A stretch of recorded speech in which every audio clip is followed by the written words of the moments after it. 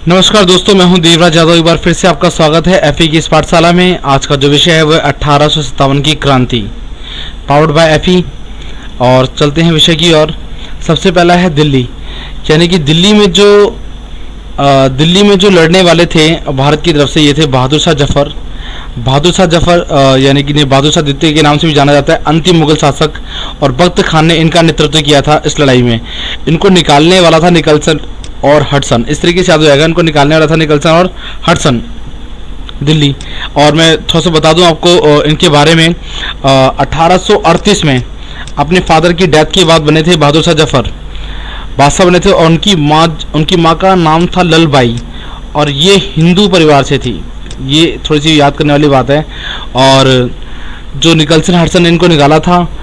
और जब मैंने बहुत पहले एक बात पढ़ी थी जो आपके साथ शेयर करना चाहूँगा। It's very odd. अंग्रेजों ने जुल्म की सभी हदें जब पार कर दी थी, तो एक बार कुछ ऐसा हुआ कि जब बहादुर शाह जफर को भूख लगी तो अंग्रेज उनके सामने थाली में उनके बेटों के सर को परोस कर लाए थे। तो यानी कि इस तरीके से कि जफर के बाद तो आने वाला कोई है नहीं, क्योंकि मारे जा चुके उनके बच्चे। तो और लास्टली फाइनली अंग्रेजों ने इन्हें बर्मा में, जो कि अब म्यांमार के नाम से जाना जाता है, अब पहले बर्मा था ये, अब म्यांमार हो गया है, तो वहाँ भेज दिया गया। और जहाँ पे इनकी डेथ हो गई थी। ये बहादुर शाह जफर का आप देख रहे हैं फोटो। और जफर नाम जो इनको दिया गया है, इनको ये शायर के बहुत ही फेमस उर्दू की भाषा के शायर माने जाते थे। और उस समय के लिए तो जिस पुस्तक में लिखा करते थे उसको उन्होंने टाइटल दिया था जफर। नेक्स्ट वन आपका है कानपुर नाना साहब तात्या टोपे ने बागडोर संभाली थी और बहुत ही ज़्यादा पावर थी। तो इसको निकालने के लिए वही व्यक्ति आ गया, इसके पास बल होगा। इसे कैम्पबेल एक तरीके से कैम्पबेल की देख रहे हैं आप, बल कैम्पबेल। तो कानपुर में जो नेतृत्व किया था भारत की तरफ से वो थे नाना साहब तात्या टोपे। और इनको निकालने वाले के लिए पावर थोड़ी ज़्यादा चाहिए होगी, तो इट वाज तात्या टोपे। और कुछ कहा जाता है तात्या टोपे के बारे में कि बाजीराव तात्या को एक बेशकीमती और नायाब टोपी दी गई थी। और तात्या इस टोपी को बड़े चाव से पहनते थे और बड़े ठाट बार से टोपी पहन के जब बाहर निकलते थे, जिसके कारण लोग उन्हें टोपी वाला तात्या बोलना और टोपी के नाम से पुकारने लगे। और इस तरीके से उनके नाम के आगे तात्या टोपे जुड़ गया। और ये पूरी उम्र अविवाहित रहे, यानी कि कुंवारे रहे, और देश के लिए उन्होंने काफ़ी योगदान दिया। नेक्स्ट आपका लखनऊ बेगम हजरत महल। तो इस तरीके से वैसे तो नाम में आ रहा है हजरत महल, यानी कि महल वर्ड से भी आप याद कर सकते हैं, महल वर्ड आ रहा है तो पावर थोड़ी ज़्यादा होगी। इनको निकालने के लिए एक व्यक्ति जिसके पास बहुत ज़्यादा बल हो, कैम्पबेल, लखनऊ कैम्पबेल। और जो जैसा कि आप देख पा रहे हैं, काठमांडू में बेगम हजरत महल की जो समाधि है, वो इनकी इच्छा थी कि इनकी समाधि काठमांडू में बनाई जाए। नेक्स्ट है आपका झांसी, वेरी इंपॉर्टेंट है। झांसी की जो रानी थी किसी हीरोइन से कम नहीं थी, तो बात माननी पड़ेगी। तो इसको हराने के लिए तो हीरो चाहिए, वरना कोई हरा नहीं पाएगा इसको। तो इस तरीके से झांसी से हीरो से हम याद करते हैं। और झांसी की रानी का जो जन्म हुआ था वो हुआ था 1835 में, याद रहेगा 1835। और डेट थी कोई ये 19 नवंबर। तो 19 नवंबर आपका 1835 इनका डेट ऑफ बर्थ है। और बहुत ही जोश के साथ ही लड़ी। और बाद में वो अलग बात है कि इनको वीरगति की प्राप्ति हुई, लेकिन जीते जी अंग्रेजों को अपनी झांसी पर कब्जा नहीं करने दिया था इन्होंने, झांसी की रानी। नेक्स्ट आपका इलाहाबाद, वेरी फेमस। और इलाहाबाद में बहती है हमारी गंगा यमुना सरस्वती फिलहाल थोड़ा सा लुप्त हो गई है। पानी आज भी उसका कुछ हद तक नीला देखने को मिलता है। तो इस तरीके से हम याद करेंगे कर्नल नील इलाहाबाद में विद्रोह को दबाने वाले थे। और लियाकत अली थे जिन्होंने भारत की तरफ से इसका नेतृत्व किया था। लियाकत अली के बारे में कुछ बात मैं आपको बता दूं, खास बात, कि अंग्रेज़ों ने उनकी गिरफ्तारी के लिए कुछ 5,000 रुपये का इनाम रखा था। और लेकिन मौलाना जो थे वो आपके दक्षिण से होते हुए मुंबई पहुंच गए थे। ये मुंबई पहुंच गए थे दक्षिण से होते हुए, लेकिन बड़ा अजीब रहा कि पकड़े गए ये और उनको गिरफ्तार करके अंडमान की जेल में भेज दी गई, जो कि काला पानी के नाम से वेरी फेमस है। अंडमान आज एक टूरिस्ट प्लेस के नाम से जाना जाता है। और वीर सावरकर जी बहुत ही प्रसिद्ध हुए इस अंडमान के नाम से, जिन्हें काला पानी की सजा हुई थी। अगर आप लोगों को मौका मिले जरूर देखिएगा ये film Veer Savarkar. It's also available on youtube.com Veer Savarkar.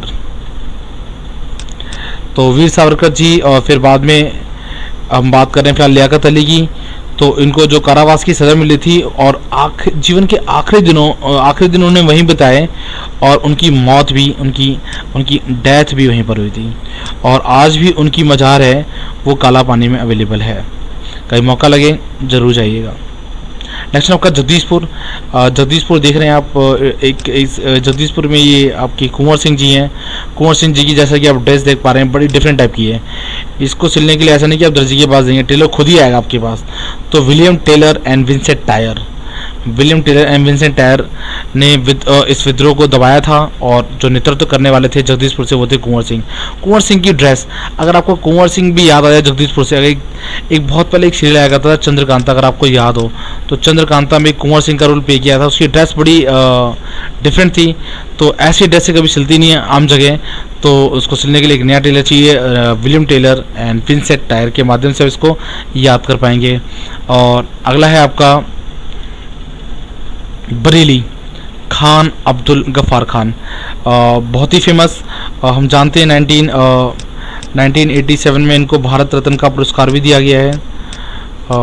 Important है, ध्यान रखिएगा, ये याद रखना। और मेंशन है वैसे यहाँ पर भारत रत्न का पुरस्कार दिया गया 1987।